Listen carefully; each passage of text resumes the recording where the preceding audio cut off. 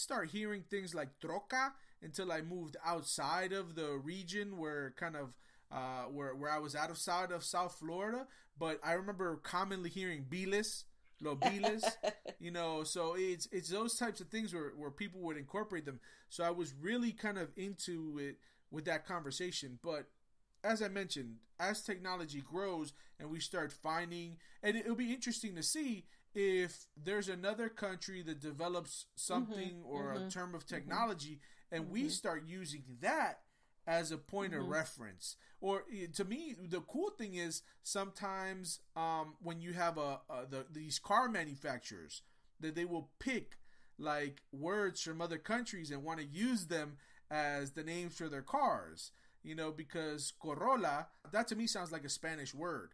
It's interesting how even business and how, when you mentioned earlier about that Dr. Pepper commercial, I think it's become more accepted now, and it's a little bit more of the norm, that if you want to try to reach Hispanic American families, that it's okay to kind of blend the commercial, especially when it's in an English broadcast. Yeah. That to me has been the most fascinating part. When it's on English broadcast, I always refer to this because it just stands out to me. It was a Wells Fargo commercial, and it was a girl in her early 20s. It was probably her first job, and she was like, "Hola, abuelita. Hola, mija." And then she's like, "Oh, I got paid today. Oh, really? Oh, I want to take a picture of your check."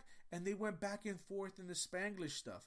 And that to me said, wow, they're embracing both, because that's what happens a lot in a lot of different households. It's almost like you're speaking to the bilingual tongue and using Spanglish to get there. Because this 23 Sabores is speaking to my bilingual tongue, and it's very unique because most people would recognize it. Gina, I think this would be a great time for us to take a break, and I'd love to kind of pick up this conversation afterward. That segment of the LatinX Point of View podcast was brought to you by L5 Consultants, a company committed to helping bridge cultural differences. You can find them on Twitter at L5 Consultants or on the web at l5online.com. So we're back from break. Ya volvimos. You know what is interesting? I was learning about the different types of Spanglish, because there are 3 different types of Spanglish. One is when you use the 2 languages within one sentence, and you mixed one or every other word, you're going back and forward. The second type is when you use, for example, you start the first sentence in the first part of the sentence, but the second clause is in the other language, so you can go back and forth. And the third kind is actually when you give a full sentence in Spanish, and then you give a full sentence in English. Interesting, because I believe this will show up in different communities more often, different types than others. And I believe maybe because of the evolution of language and how rooted the Spanish is within that community, that it will come back as a blend of both. Like I've seen millennials using more the first type, where they are mixing words every other in a sentence, every other. Like, I'm going to buy, like what you're saying, abuelita, I'm going to buy unos zapatos rojos. You're kind of blending it. I've seen millennials using more of that blend because they're a little bit more relaxed than the way we grew up with a very clear Spanish teacher. But I believe there is more than that. Is there something called switching? Yeah, no, definitely. The code switching is kind of like that borrowing of the lexicon and the grammatical shifts. So it's really interesting how sometimes you can switch between languages faster than you can actually turn on a light switch. And we do it all the time. So it just goes to prove how much of how fast our brains are processing information, right? Because I can go from talking to you in English right now y después empezar y seguir el mismo pensamiento en español, which is an example of code switching, which basically for any of our non-Spanish speaking audience, what I did was I just took a sentence, started the sentence out, finished it off in Spanish, and my thought process did not move. My thought was the same thing, and it was just but I was able to articulate it in the 2 different languages, and that's one of the examples of code switching. Now, code switching has sparked some controversy because, as you mentioned, some people see it as a corruption of Spanish and English, or what some people call linguistic pollution. And you're right, some people when in a more professional setting, you try to either speak one language or the other, because there are some people who see it as the language of the underclass, Yes. the language of people who are not educated, so they need to speak in between both. And I loved what you said about writing, or it written is kind of like where we see who's proficient in a specific language. So if you're dominant in one, and you can master writing it, then that's the one where. But when you were saying that also, I sometimes start my my emails out. Like, let's say I'm sending you an email, and I'll be like, "Hola Gina, ¿cómo estás?" And then the whole body of my email will be in English. Yes. Because I'm English dominant in my head in writing, so I will write, and then at the end it'll be like, "Okay, saludos, Leo." Yeah. So I'll start it off in Spanish with a friendly, but that's kind of just more us. And I'm not saying us as you and me. I'm saying as people who are bilingual or who are bicultural or who speak Spanish. We tend to have a little bit of a social piece to it. Yes. So it's interesting how I'll start off an email very socially. ¿Cómo estás? Yeah, it's emotional. Espero que todo está it's bien. It's emotional. There is. Yep. How are there's you? Some sentence. There's some words that. Mm-hmm. I hope all is well. Yeah. There is a blend. There is different emotional words that we carry on, and we have to use it. I have regret because I did go to a meeting, and that it was with a publisher, and I was supposed to be speaking in one language only.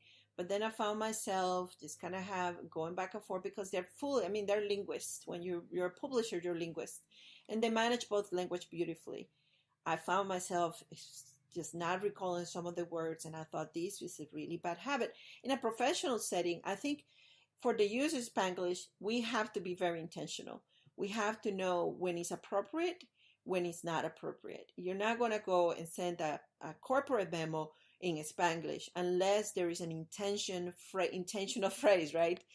Maybe that is common in some other, for example, in Florida. I don't know if that because Spanish is so embedded in the official language is English that there is, some informality, but I have still not seen any type of publishing that is Spanglish. So I think that we have not gotten to that space where it still is an informal application of the language. Yeah, I don't know if we've gotten to that space. I think we commonly refer to it as kind of an informal language. One of the things that's interesting to me is, as you were mentioning before, the different types of Spanglish. And my wife, I will admit, she was right, and I haven't told her this yet. Because last night when I was telling her, I was doing kind of like a precursor to what we were going to talk about today. And I told her, we're going to talk about Spanglish. And she gave me a reference. Oh, like when people say, te voy a llamar pa' atrás. And I was like, no, that's not really Spanglish, but I was wrong. It is. So, te voy a llamar pa' atrás basically translates to call you back. But that's not how you would say it in Spanish. In Spanish, you would say, te voy a devolver la llamada. Sometimes we will take the literal English translation and use all Spanish words. And just because we're not using English anymore doesn't mean it's not Spanglish. And they call that calques. So, calques are the translations of the entire word or phrases from one language to another. And it may not be a grammatical structure or a correct grammatical structure. So, there's people who use them here and there, and I don't know if you have any references to any calques that you might use, or that that some people that are very popular might use and may want to share some with of those calques. I mean, I here is common, very, very common to use the yarda and to, maybe those are anglicisms, but there is the to check or chequear, which in Spanish is vamos a verificar. One that is very, very common is I'm going to introduce you. And then people in Spanish will say, te voy a introducir. I'm like, no, you don't introducir una persona, you present. Usted le presenta a una persona. And they will use, I'm going to, introducir. I'm like, no, that's not the right word.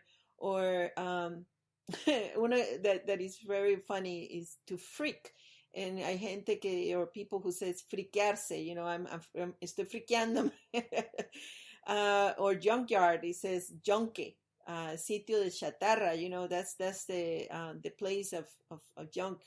And I see it and I forgive it, but I don't embrace it.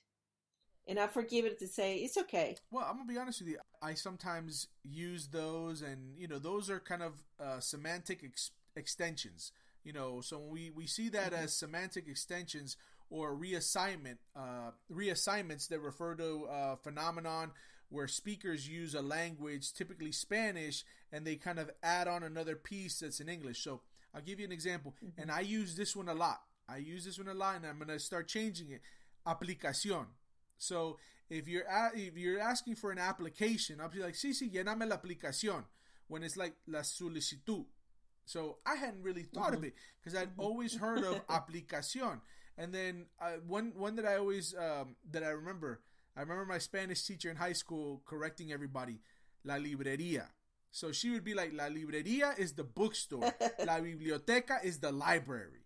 So those Yeah. types of things, rentar instead of alquilar. So yes, I totally get with you on the semantic extensions. Excuse me. When you say that, it makes me think in Costa Rica. If you go back, actually, when I speak with my relatives back home, they make fun of me because I may use a word that is not what they use. It's not the fluent, the native way of saying it.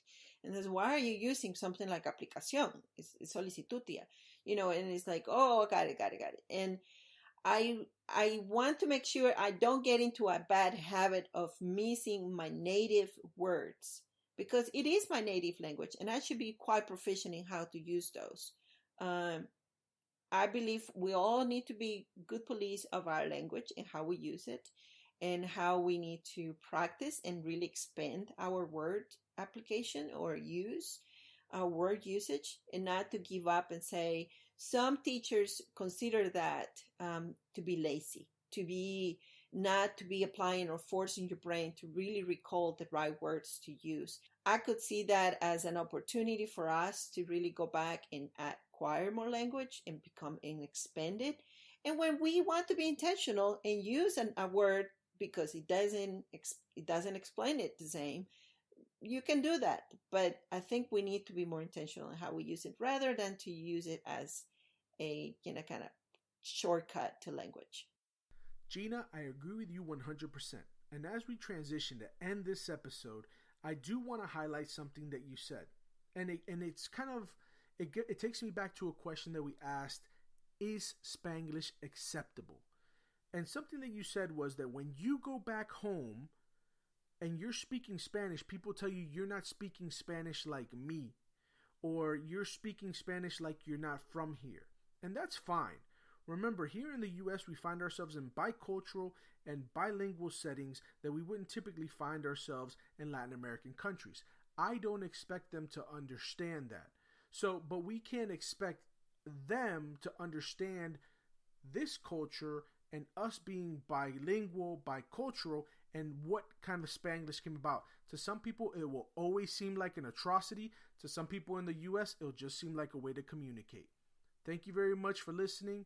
I'm going to close it out with that. That's our show for this week. We want to thank you for listening to our episode of LatinX Point of View. We are a bi-weekly podcast every second and fourth Tuesday of the month. Make sure to subscribe so you get a notification on your phone about our shows. And you can also remember to follow us on Twitter at LatinXPOV. Remember to send us a tweet, tell us what you think, and if you have any show topics or ideas, DM us. Thanks again for listening. Y hasta la próxima. Till next time, we're out. We're out.